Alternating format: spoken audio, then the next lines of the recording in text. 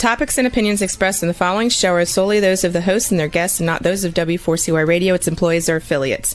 We make no recommendations or endorsements for radio show programs, services, or products mentioned on air or on our web. No liability, explicit or implied, shall be extended to W4CY Radio or its employees or affiliates.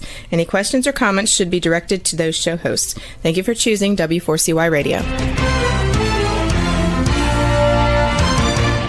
Welcome to the Ask the Expert show on W4CY Radio and Talk4 TV, where we bring you educational information from top local experts in the fields of legal, health, financial, and home improvement. Now sit back and listen to experts in family law, association law, hearing loss, business brokers, home care, along with many other topics. Now here are your hosts, Steve-O and Sophia. Hey, good morning, Atlanta and Philadelphia. We're modulating in both cities. I don't know how else to explain this, and I hope our guest, our expert, will get a big head from this. For the last couple of weeks, I've been in and out of the hospital due to complications from COVID. It just doesn't seem like it ever goes away. And I've had a lot of breathing problems. And one of the things I noticed is you could see two different doctors, both specializing in my case, pulmonary, and get two completely different answers. Our next guest, I believe in so much that I don't care what I have, I'm going to him first. There's only, to me, a few doctors out there that you can really trust. And our guest, Dr. Eldred Taylor, I trust him so much.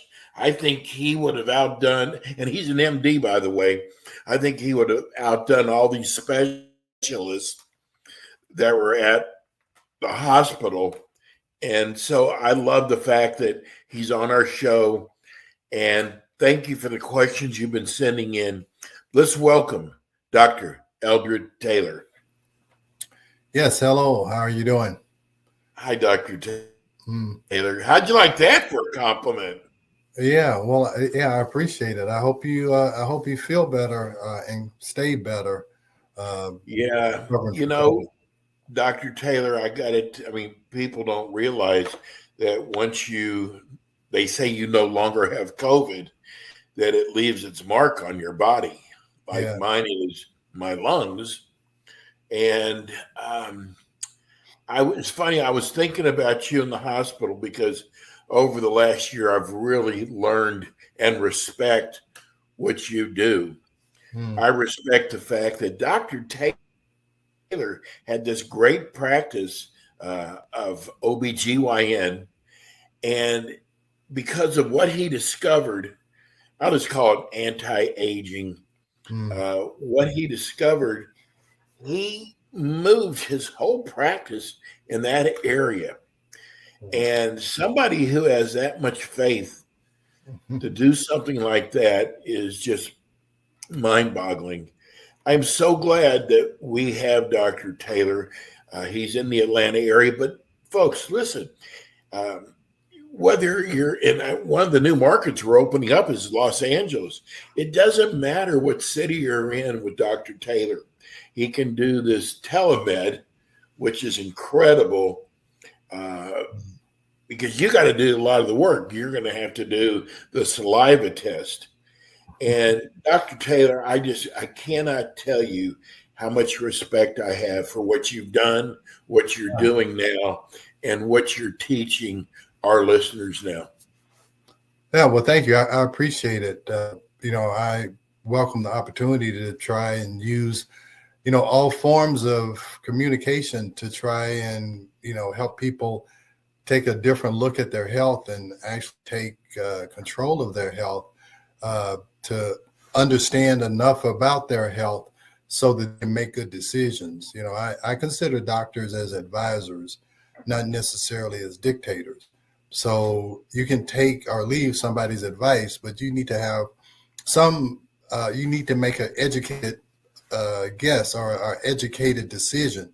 So, this gives me the opportunity to try and help educate patients how they can make good decisions, not when they're coming to me, but if they're coming to, if they're going to another doctor, that they can make an educated decision.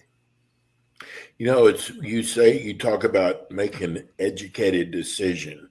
Mm-hmm. It seems like most doctors, family practice, holistic doctors, you come in and tell them you want to lose weight, and they're giving you the supplements or telling you about your diet, but they don't do what you do and try to understand what is causing, whether it's weight gain or whatever, stress. And what you do in your practice is you find out what the cause is. Yeah. And it just makes so much more sense. Yeah, it does. It makes it easier when you can focus on a cause instead of focusing on symptoms. That's kind of what modern medicine is. It's a symptom elimination type process, hypertension, weight gain, whatever. You may have 6 different symptoms and you walk out of the doctor office with 6 different medications or supplements or whatever. A lot of times there's a singular cause. It can be a gut issue, it can be a hormone issue, it can be a stress issue. And there's a study done several years ago that said 75 to 90% of all visits to primary care physicians was for stress-related conditions. So, stress, it can be a factor in weight gain, it can be a factor in cardiovascular disease and GI problems, and even in COVID, because stress suppresses the immune system. So if you're under stress, it may be harder to get over a COVID infection because your immune system is not functioning as it should, primarily due to stress. Dr. Taylor, you and I are both, I would call it, godly people. We're believers. Mm-hmm. And something came over me last night. I'm going to ask you a question I've never asked you before. Okay. And I realize it is such an important question. And because I have so much trust in you, this is going to help me and probably a lot of other people like me. I am finding out that my primary care doctor, he's not really any good. And the example I'm going to give you is I had swelling in my feet. I go in and what he says is too much salt. And I was like, you can diagnose like that? Yeah. So my question to you is, and I am so upset because it wasn't from salt. I am so upset. What do you do when you're looking for a good primary care doctor? What should you look for? Wow. That's tough. I mean, yes. I call myself practicing functional medicine. I would tell you to look for a functional medicine doc. And, that's. What does that mean? Big part was functional medicine. Well, again, you want to find somebody who is not 100% traditional. There is some places where you can go. There's the Institute of Functional Medicine. They have a directory of doctors. There's the American Functional Medicine Association, which is something that we headed. We have a list of docs. I don't know if there's any in your area, but I would look up functional medicine doctors in your area. The difference between functional medicine and a primary care doc or internal medicine doc, we try to maximize function of your biologic systems, maximize the function of your GI system, maximize the function of your immune system, maximize the function of your hormone system so that you can function at a high level for a long period of time. With my parents who have both passed away, their health deteriorated over the last 10 or 15 years of their life, taking more and more medications, just getting sicker and sicker until they finally passed away. That's kind of when I made the decision that I didn't really want lived the last 10, 15, 20 years of my life not being able to function in a healthy manner. So functional medicine, that's what we look at. We don't wait till people get sick. We try to see, is a system functioning at a subpar level? How can we get it to function better? And it's not from giving medications. It's usually giving the body something that is lacking, or it has exhausted its supply of.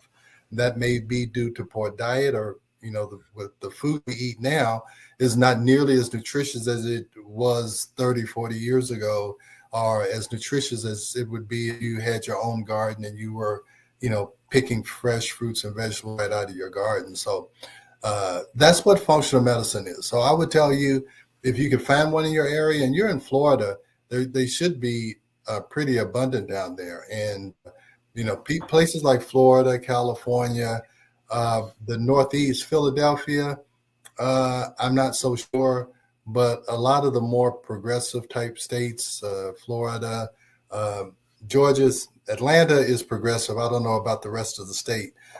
Texas, people in the Midwest, Chicago, places like that would have functional medicine docs. I want to take this to the second part. First of all, Dr. Taylor went to one of the finest schools in the country, a little school called Emory. Mm-hmm. And I know it well because my cousin went there. Probably one of the finest facilities in the world. And so you're not just an MD, a doctor. You went to some of the finest training. And what was really, again, I'm going to take again my situation, and I know there's others out there. My pharmacist said, why are you if you're having trouble with breathing, you're taking a pill that's going to make it worse. And I said, but that's what the doctor prescribed to me. Yeah. And I know you see this in your practice all the time. Yeah. So, what happens is medicine is so specialized. So if he's giving you something for the swelling in your feet, that's all he's focused on. He's not looking at all of you and saying, oh yeah, you also have a lung issue. Maybe I don't need to do that. So, you come in, and the way medicine is now, you got 15 minutes. So you can talk about one thing, and he's going to give you one or two medications to take care of that one thing. You're not given enough time to give information about your entire, problem. So that's what happens. And I also want to tell you, I went to Emory. It's considered a fine institution, but I'm going to tell you what I learned at Emory that I practice now is what I learned in the first 2 years of medical school, which is anatomy and physiology. The third and fourth year of medical school, you go in the hospital, and your residents, they tell you what treatment to give, or what prescription or what surgery to do for a certain condition. And I don't use any of that anymore. Now I practice physiologic medicine instead of pharmacologic medicine. So, that's a whole different thing. So a lot of the things that I do now, I really didn't learn at Emory. What your primary care doc is doing is what is taught in medical school. And that's a pharmacological education. A physiologic education or functional education is what you learn the first 2 years, but in medical school, they tell you to forget about it when you go into the hospital, because it's all about writing prescriptions and doing surgery. So that's the problem. The doctors are not doing anything wrong. They're doing what they've been taught to do. But I don't think that's the best way to, treat patients. Now, if you're bona fide sick, if you have a heart attack, if you get hit by a car, the last person you want to call is me, because I can't take care of you. Okay, so I know my limitations, but sometimes physicians need to know their limitations, that you can't just give a pill to everybody and think it's going to be, a wonder drug, because most of the time it's not. Well, last time you were on with us, we got a lot of emails from it. We talked about stress.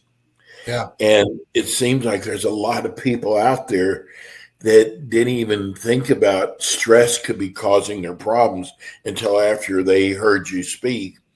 And now they're going to try to get rid of that stress. And I would bet you they're going to see some incredible results. Not saying everybody, but I'm saying if you can reduce stress as much as you possibly can out of your life, I'm telling you, it's going to make a difference, right, Dr. Taylor? Yeah. Now, I always say my 4-step process with stress is, the best treatment for stress is to get rid of the stress. Okay. It's a bad job. It's a bad marriage. It's a bad some other type relationship. Get rid of the stress. And sometimes stress can be over exercise. It can also be a stress. So, a lot of marathon runners, they don't live very long. A lot of these top level bodybuilders and stuff, they don't live very long because they're actually stressing their body out by taking it to the maximum of its capability. So first, get rid of the stress. If you cannot get rid of the stress, then you have to change how you respond to the stress. I'm not telling everybody to get divorced because their husband or wife is stressing them out. You have to change how you respond to the stress. You're gonna have to accept, hey, my husband's not going to necessarily always put the seat down on the toilet or whatever. Just it's not the end of the world. You don't have to go crazy every time he does that. So you try and change how you respond to the stress. If you got kids, get grandma over to take, so you can go out to dinner with your husband or whatever. Because sometimes you can't get rid of the stress. The third thing is you have to repair the damage caused by the stress, whether it's a suppressed immune system, your gut's not working well, your cortisol is out of whack. You have to repair the damage caused by the stress. The fourth thing is you have to prepare for future stress. You've got to make sure your body is able to withstand, because you're going to have more stressors in your life. You have to make sure that your body is able to withstand future stressors. So once you build yourself back up, you have to maintain that ability to resist stress. So that's kind of my 4-step stress relief program. And sometimes to repair the damage caused by stress, that's when you may have to go see a functional medicine physician.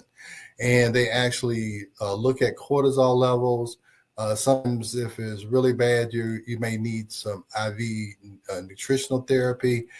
There are also adrenal supplements that you can take, because the adrenal gland is what makes cortisol, which is the stress hormone. So sometimes that's when you need a functional medicine doc when you're talking about stress. Because if you go to a primary care doc and you tell them you're under stress, they're going to give you an antidepressant, a sleeping pill. But that's symptom chasing. Okay. And, a lot of people will say that they're stressed out, but they're not necessarily depressed. So, but antidepressants is what you're usually going to get. So you're going to have to go to someone who can actually understand what you're trying to communicate to them. And I'll tell you another thing. A lot of times stress is labeled as chronic fatigue. And that is, again, chronic fatigue is just a description of a symptom. So in order to be diagnosed with chronic fatigue, all you have to do is go into the doctor's office and say, I'm tired all the time. Well, that's what chronic fatigue is. They just renamed what you said, because chronic means all the time and fatigue means tired. You said, I'm tired all the time. They said you had chronic fatigue. Well, you need to tell the doctor, tell me something I don't know. Tell me, why am I tired all the time? Exactly. Yeah. And so that can definitely be a cortisol or a stress issue. So there's a lot of labels out there. Even now, this may be a little bit controversial, but even things like ADHD, that's just a description. That's attention deficit. I have trouble paying attention. That can also be a cortisol issue. If you are hypersensitive, that means your cortisol or your stress level is higher than it needs to be for the situation. And that's labeled ADHD. But there's ways to lower that so that those symptoms can go away. So medicine has become descriptive instead of causation based. Well, speaking of stress, I told you we've been getting a lot of letters from men Mm-hmm. when it comes to erectile dysfunction. Yeah. And it seems like a lot of men just have a hard time saying it. Yeah. I don't think they realize there's a lot of men walking around with ED, Yeah. and you actually treat ED, if that's the Yeah. right word for it. And Yeah. we've really never talked about it on the show, but I was really surprised how many emails we get. So we got to kind of touch on ED today. What do you do if someone walks into your office who Yeah. has ED? Well, I'm not a urologist, so if it's a serious condition, then they need to see a urologist. But Right. I will tell you, stress again is always involved, and most men can understand. I mean, especially when you're younger, maybe in your, sowing wild oats days. You're with some. If men can relate to this, you're with some girl who you think is a little bit better than your normal dating person. And, she wants to get intimate and you're so excited and anxious about it, just don't work. It's called performance anxiety. So stress can cause it where you cannot have an erection because there's two parts of your nervous system. Your sympathetic nervous system, which is your fight or flight, what makes you anxious, so you're anxious about what's going on, and your parasympathetic, which is what we call your rest and digest. Well, in order for your blood vessels to relax, to let blood go into the penis, you have to have parasympathetic activity. You have to be relaxed in order for that to happen. So if you become too anxious, and a lot of times what will happen is a man will have an episode where he has erectile dysfunction, and now he becomes so anxious about it, it becomes a self-fulfilling prophecy. Every time he attempts to have sex, he's so anxious that he's not going to be able to have an erection, that he ends up having an erection. Well, there's one thing there's a peptide called PT141 or bremelanotide that men can use. They give themselves an injection in some fat tissue, not in the penis, and they administer it 6 to 8 hours before they think they're going to have intercourse. But it lasts for 72 hours. It stimulates the parasympathetic nervous system so that it functions better, so that the parasympathetic can allow an erection to happen. So that's a simple case of erectile dysfunction. There's another treatment you can have. It's called acoustic shock wave therapy, where you emit sound waves to the penis and it breaks up plaque, which could be blocking the blood vessels. It causes an increase in nitric oxide, which helps blood vessels to dilate. And that's a very, a simple procedure. It's a little bit more expensive. And usually people need more than one treatment. Those are the two basic ones. One, I try and get guys to realize that they may be making themselves have ED because they're so anxious about it. So that's one. The bremelanotide, which helps to increase the parasympathetic activity. And then there is the acoustic shock wave therapy. And then the fourth one is something called a P-shot. And I don't know if you've heard of stem cells or Yes. PRP. That if tissue is really damaged, and sometimes guys with hypertension or diabetes, that their blood vessels are so damaged and the tissue is so damaged, they can actually take stem cells, inject that into the penis, and you can actually grow new penile tissue. So that would be the most severe cases. So going from just relaxation techniques to the PT141, which is a peptide, to the acoustic shockwave therapy, and then to the P-shot. So that would be the kind of progression of treatment for erectile dysfunction. In your practice, Dr. Taylor, how far do you go with treating ED? We go all the way to the P-shot. Now, Okay. urologist, and then, the other underlying situation you need to look at, sometimes erectile dysfunction is what we call the canary in the coal mine, that it's the first indication that someone may have cardiovascular disease. So I would, advise anybody who has significant ED, like I say, if it's just relaxation, that's not a big deal. But anything further than that, they may want to see the cardiologist or go to their primary care physician, make sure they have an EKG, make sure, if there's any indication of cardiovascular disease, that they see a cardiologist. So ED, this is what I'll tell you, men can go around and have chest pain for years as long as their penis works. When their penis stops working, it's automatically an emergency. That's the one thing that guys will come to the doctor for. So you want to take that opportunity, if you're a doc, that you got that guy here, he's worried about one thing, but you want to make sure there's nothing serious going on behind the scenes. So you always have to keep that in mind when you have a guy coming in with erectile dysfunction. Well, I've discovered another thing I like about how you practice, Dr. Taylor. You stay in your lane. Yeah. That's probably the best way to put it, because, you're saying, if there's something I cannot treat, like a heart attack, you need to go to a cardiologist. Right. Yeah. So, it's in your own right, though, too. Yeah. I tell patients, look, I know what I know, and I know what I don't know. And I'll tell you what I don't know and who you may go see. And again, I've been on both sides of the fence. I got traditionally trained. I did traditional OBGYN for over 10 years. So I know both sides of the railroad track, So I'm not anti-medicine. I'm not all about, beads and seances and, incense. You're not. Yeah, you're right. I'm not at either extreme. I would consider myself a moderate. I'm probably more to the left than to the right, but I've been on both sides of the train track. So I know that there's a lot of benefits in modern medicine, but there's a lot of shortcomings in modern medicine also. So I try to be aware of both sides of the coin. Well, like I start off the show, we are so lucky to have you, and because I think what you're doing is so important.